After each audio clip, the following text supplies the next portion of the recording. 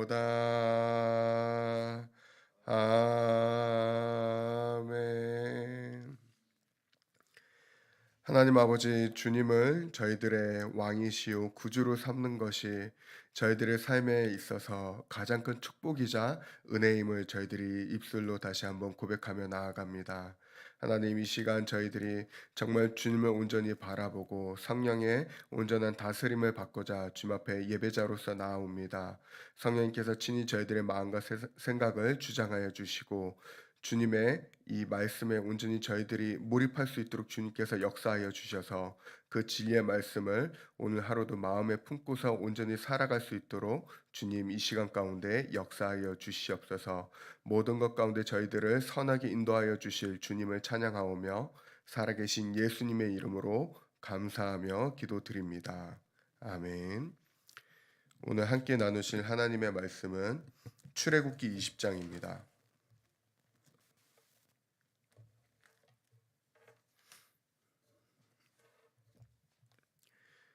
출애굽기 20장 1절에서 4절, 7절에서 8절, 그리고 12절에서 17절인데 십계명 말씀인데 저희가 한 절씩 천천히 읽어보도록 하겠습니다. 함께 읽겠습니다. 하나님이 이 모든 말씀으로 말씀하여 이르시되 나는 너를 애굽 땅 종 되었던 집에서 인도하여 낸 내 하나님 여호와니라. 너는 나 외에는 다른 신들을 내게 두지 말라. 너를 위하여 새긴 우상을 만들지 말고 또 위로 하늘에 있는 것이나 아래로 땅에 있는 것이나 땅 아래 물속에 있는 것에 어떤 형상도 만들지 말며. 7절에서 8절입니다. 너는 내 하나님 여호와의 이름을 망령되게 부르지 말라. 여호와는 그의 이름을 망령되게 부르는 자를 죄 없다 하지 아니하리라. 안식일을 기억하여 거룩하게 지키라. 12절에서 17절입니다. 내 부모를 공경하라. 그리하면 내 하나님 여호와가 내게 준 땅에서 내 생명이 길리라. 살인하지 말라. 간음하지 말라. 도둑질하지 말라. 내 이웃에 대하여 거짓 증거하지 말라. 내 이웃의 집을 탐내지 말라. 내 이웃의 아내나 그의 남종이나 그의 여종이나 그의 소나 그의 낙이나 무릇 내 이웃의 소유를 탐내지 말라. 아멘. 오늘 말씀을 이렇게 묵상하면서 적용한 적용 제목을 같이 함께 나눠보고자 합니다. 그리스도인은 하나님 나라의 법을 따르는 것이 당연하다. 그러므로 그 법의 완성이신 예수님을 바라보며 그분과 같이 살아가자. 이렇게 한번 적어 보았습니다. 그리스도인은 하나님 나라의 법을 따르는 것이 당연하다. 그러므로 그 법의 완성이신 예수님을 바라보며 그분과 같이 살아가자. 저희가 이제 각 나라의 법을 보면은 그 나라가 무엇을 가장 중요하게 그리고 가치 있게 여기는가 저희들이 그것을 알 수 있게 됩니다. 저희 나라 같은 경우는 헌법의 제1조 1항을 보면은 대한민국은 민주공화국이다라고 이렇게 얘기를 하면서 주권이 국민에게 있고 나라를 운영하는 데 있어서 그 모든 힘은 국민의 의사에 따라서 이루어지는 나라다라는 것을 이렇게 강조를 하고 있는데 그렇게 저희가 이것을 굉장히 중요하게 여기게 된 계기가 바로 나라의 여러 가지 어려움과 그런 배경들 속에서 이것이 세워지게 된 것이 아닌가 생각을 해보게 됩니다. 이웃 여러 나라들의 많은 공격과 압제들을 받았고, 근데 사실 그럴 때마다 늘 가장 많은 고통과 피해를 입었던 것, 핍박을 받았던 것도 국민이고, 근데 오히려 나라를 다시 세워나가는 데 있어서 가장 큰 힘이 되었던 것도 바로 국민이었기 때문에 저희 나라는 이 국민에 대해서 굉장히 중요하게 가치를 두고 여기는 것이 아닌가 이렇게 생각을 해보게 됩니다. 또한 독일 같은 경우는 헌법 제1조를 보면 이렇게 얘기를 합니다. 인간의 존엄은 침해되지 아니한다. 모든 국가 권력은 이를 존중하고 보호할 의무를 가진다. 인간의 존엄성에 가장 큰 가치를 둔 것입니다. 그리고 그렇게 헌법을 세우게 된 가장 근본적인 이유는 이 히틀러의 오랜 독재 가운데 사실상 이 국민들이 많은 인간의 존엄성에 대해서 많은 훼손을 받게 되었고, 그래서 독일에게 있어서는 이 인간의 존엄성이 그 무엇보다도 우리나라에 있어서 가장 중요한 가치라고 여기면서 이렇게 세운 것이 아닌가 생각을 합니다. 미국 같은 경우도 이제 그 헌법 제1조가 있는데, 수정안 헌법이 2018년도에 있었습니다. 수정안 헌법 제1조를 보게 되면은 이렇게 얘기를 합니다. 의회는 종교를 만들거나 자유로운 신앙 활동을 금지하거나 발언의 자유를 저해하거나 출판의 자유, 평화로운 집회의 권리, 그리고 정부에 탄원할 수 있는 권리를 제한하는 어떠한 법률도 만들 수 없다. 가장 추구하고자 하는 가치가 표현의 자유에 있는 것입니다.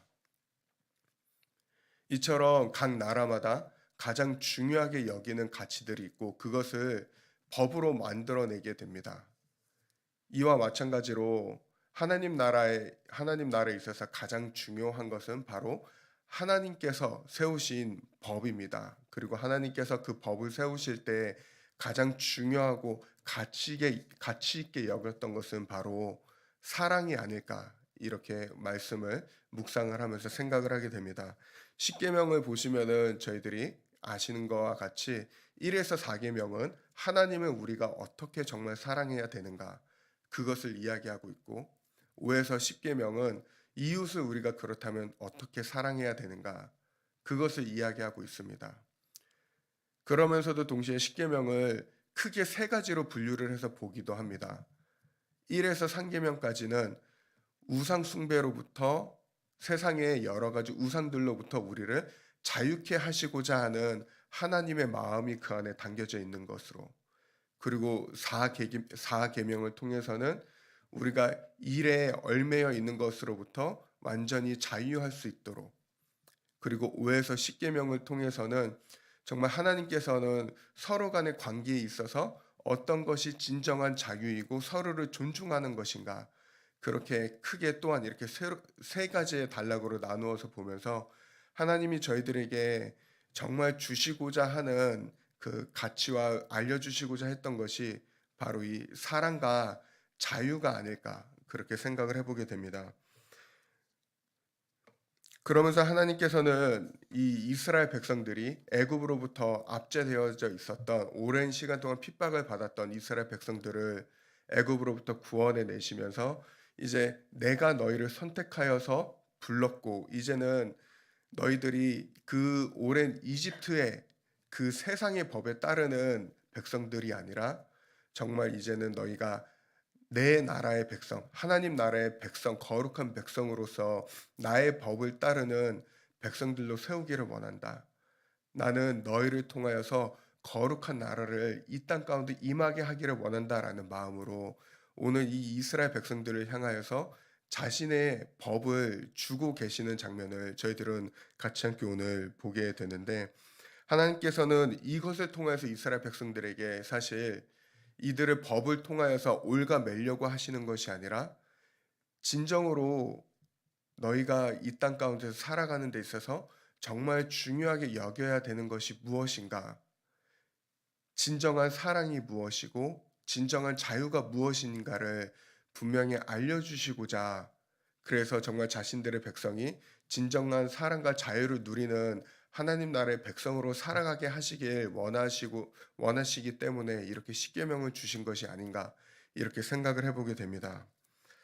하지만 저희가 이제 역사를 통해서 성경을 통해서도 알 수 있듯이 이스라엘 백성들은 그것에 실패했습니다.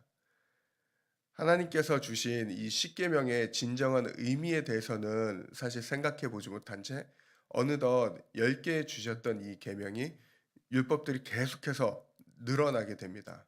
그래서 나중에는 613개까지 이렇게 늘어나게 되면서 오히려 그 자신들이 만든 법안에 올가매어져서 겉으로는 이 613개를 다 지키는 것이 뭔가 굉장히 거룩해 보이고 하나님의 선택받은 백성다운 삶을 살아가는 것처럼 보였지만은 실상은 그 안에서는 서로에 대해서 오히려 지키나 안 지키나 감시를 하고 오히려 그 율법에 올가매어져서 오히려 그 마음 안에서는 진정한 사랑과 자유가 전혀 없는 그런 빈 껍데기와 같은 하나님의 백성의 모습으로 살아가게 된다라는 걸 저희들은 성경을 통해서 충분히 들여다보게 됩니다.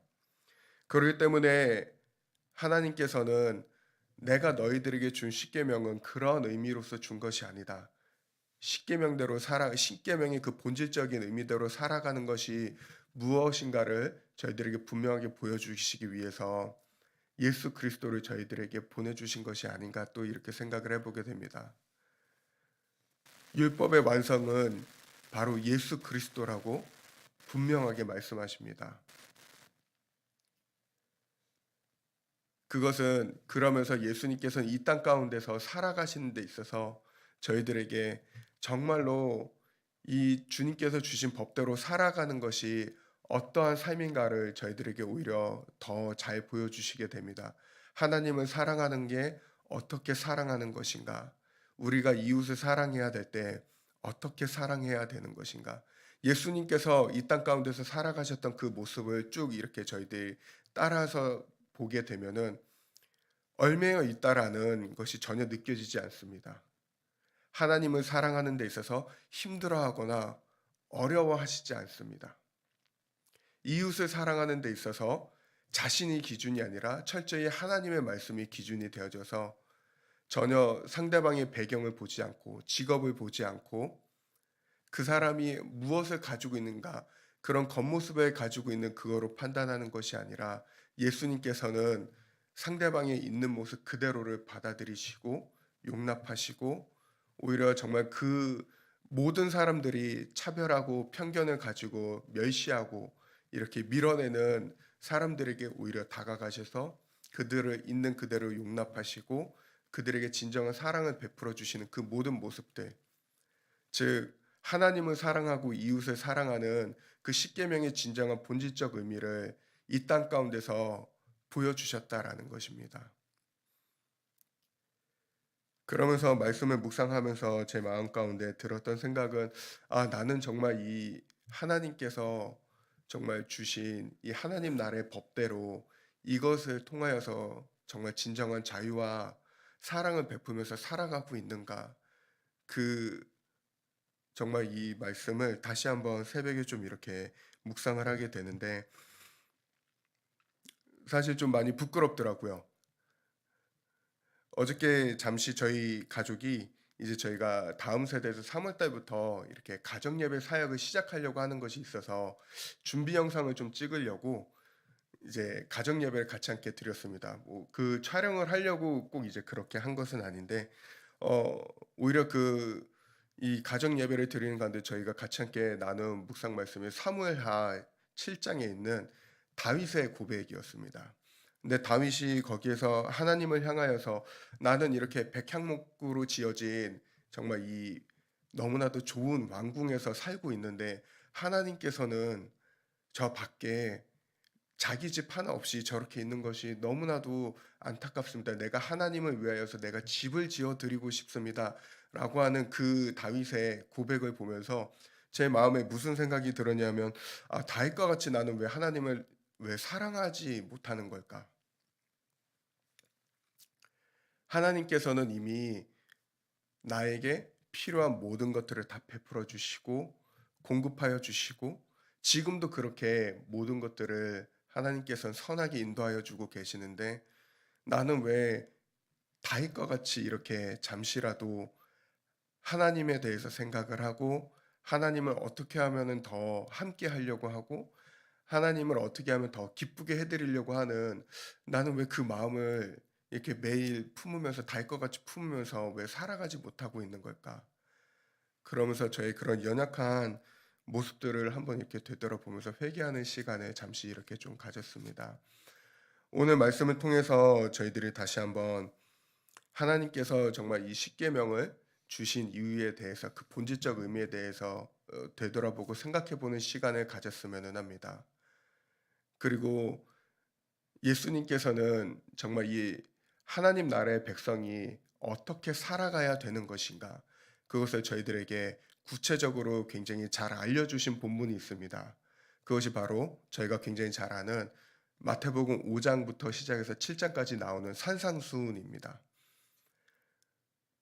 저희가 정말 하나님 나라의 백성으로서 예수님께서 말씀해 주신 대로 이 산상수훈의 말씀을 다시 한번 이렇게 묵상을 해보면서 그 말씀대로 살아가는 저와 여러분들 되기를 예수 그리스도의 이름으로 축원드립니다. 예수님께서는 저희들에게 분명하게 하나님 나라의 백성은 어떻게 살아가야 되는가, 그 유대인들이, 율법학자들이, 레위인들이, 바리새인들이 자신들이 규정해 놓은 그 613개의 그 율법이 아니라 예수님께서는 저희들에게 아니 하나님 나라의 백성들은 이렇게 살아가야 되는 거야 그러면서 분명하게 알려주셨고 그 삶을 실제적으로 살아가셨습니다. 그래서 저희가 한번 어제부터 저희가 사순절이 시작이 되었는데 날마다 이렇게 새벽마다 마태복음 5장부터 해서 7장까지 계속 날마다 읽어보면서 이 말씀대로 살아가기를 간절히 소망하면서 나아가는 저희가 되면은 어떨까 이렇게 한번 생각을 해보게 됩니다. 사랑하는 저희 아름다운 교회 성도님들, 저희가 정말 무엇보다도 예수님처럼 정말 하나님을 진심으로 사랑하고 이웃을 사랑하는 저와 여러분들이 되시기를 소망합니다. 그래서 날마다의 사연 가운데서 무엇보다도 정말 하나님께서 주신 이 말씀이 이것이 서로를 감시하거나 서로를 옭아매려고 하거나 내 자신을 그 안에 가두고 옭아매려고 하는 그것이 아니라 정말 이 말씀을 오히려 보면 볼수록 예수를 생각하면 생각할수록 하나님을 바라보면 바라볼수록 그분을 진정으로 사모하고 사랑하게 되고 이웃을 사랑하게 되고 또한 관계 안에서 정말 하나님께서 저희들에게 주시고자 했던 진정한 자유와 사랑을 경험하게 되는 저와 여러분들이 되시기를 소망합니다. 저희 아름다운 교회가 그렇게 되기를 원합니다. 하나님께서 진정으로 다스리시는 저희 아름다운 교회, 예수를 닮기를 진정으로 사랑하는 우리 아름다운 교회가 되어져서 정말 우리 아름다운 교회를 믿지 않는 사람들이 아름다운 교회를 봤을 때 정말 하나님께서 다스리신다면 예수의 통치를 받는다면 바로 저런 모습이겠구나. 이렇게 예수의 모습을 발견하게 되는 거룩한 저희 아름다운 교회 공동체가 되기를 예수 그리스도의 이름으로 축원드립니다. 기도 제목 같이 함께 나누고자 합니다. 오늘까지 해서 베트남 멘토링 사역이 계속해서 진행이 됩니다. 오늘이 마지막 날, 이 강의와 이런 공식적인 프로그램은 오늘까지 진행이 되게 되는데 마지막까지 저희 선교팀을 위해서 기도해 주시길 부탁을 드리겠습니다. 마지막 일정까지 성령님께서 역사하여 주시고 주관하여 주시는 그런 은혜가 넘치는 저희 베트남 멘토링 사역 일정이 될 수 있도록 강의를 마지막까지 진행하시는 멘토 목사님 영육간에 강건케 하여 주시고 또한 이를 위해서 기도하면서 보이지 않는 곳에서 섬겨주시는 저희 선교팀과 특별히 이번에는 아시겠지만 MK들이 굉장히 많이 왔습니다. 어저께 선교팀 단톡방에 이렇게 단체 사진 찍은 거 하나를 이렇게 올려주시더라고요. 이렇게 봤는데 정말 아이들 굉장히 많이 왔습니다. 근데 그 아이들을 또 돌보시는 사역을 하는 그 저희 선교팀원들도 지치지 않고 끝까지 그리스도의 사랑을 전하는 우리 선교팀 될 수 있도록 기대해 주시면 너무나도 감사하겠습니다. 그리고 이제 오늘 말씀과 같이 저희 아름다운 교회가 정말 그 예수의 다스림을 온전히 받는 교회로 세워질 수 있도록 기도해 주시고 저희 교회 안에 연약한 지체분들이 굉장히 많이 있습니다. 정말 마음적으로, 재정적으로, 물질적으로, 경제적으로 이게 건강적으로 좀 이렇게 많이 저희 연약한 지체분들이 많이 계신데 저희들이 그분을 한 분 한 분 주님 앞에 부르짖으며 기도하면서 이분들이 하루빨리 속히 회복되어질 수 있도록 그리고 이 힘든 시간들을 통하여서 오히려 하나님을 더욱더 깊이 만나는 은혜의 시간이 될 수 있도록 함께 기도해 주시면 감사하겠습니다. 기도하겠습니다. 하나님 아버지, 저희들이 정말 무엇보다도 주님께서 저희들에게 베풀어 주신 그 사랑과 자유를 진정으로 누리는 주님의 거룩한 공동체가 되기를 간절히 소망합니다. 무엇보다도 정말 그 하나님 나라의 법의 완성이신 예수 그리스도를 저희들이 온전히 바라보게 하여 주시고 그분을 사모하게 하여 주시고 그분과 같이 이 땅 가운데서 살아가게 하여 주셔서 하나님을 사랑하고 이웃에게 정말 그 하나님의 은혜와 사랑을 흘려 보내는데 언제나 앞장서고 그것을 즐거워하고 기뻐하는 주님이 정말 기뻐하시는 저희 아름다운 교회가 되게 하여 주시옵소서. 베트남 멘토링 사역이 오늘까지 공식적으로 진행이 됩니다. 하나님 모든 강의와 일정들 가운데 주님께서 친히 개입하여 주시고 성령께서 역사하여 주셔서 참여하신 모든 베트남에서 선교하시는 저희 선교사님들 정말 영혼 구원을 위한 그 복음에 대한 열정이 온전히 회복되게 하여 주시고 정말 그 위로받게 하여 주시고 격려받게 하여 주셔서 계속해서 하나님 나라를 정말 이루어 가는데 정말 귀하게 쓰임 받는 저희 선교사님들과 저희 아름다운 교회 될 수 있도록 주께서 역사하여 주시옵소서. 이제는 우리 주 예수 그리스도의 은혜와 하나님 아버지의 크신 사랑하심과 성령님의 내주인도 교통하심이 하나님을 사랑하는 거룩한 백성들의 생애 위에 이제로부터 영원토록 함께 하옵시기를 간절히 축원드리옵나이다. 아멘.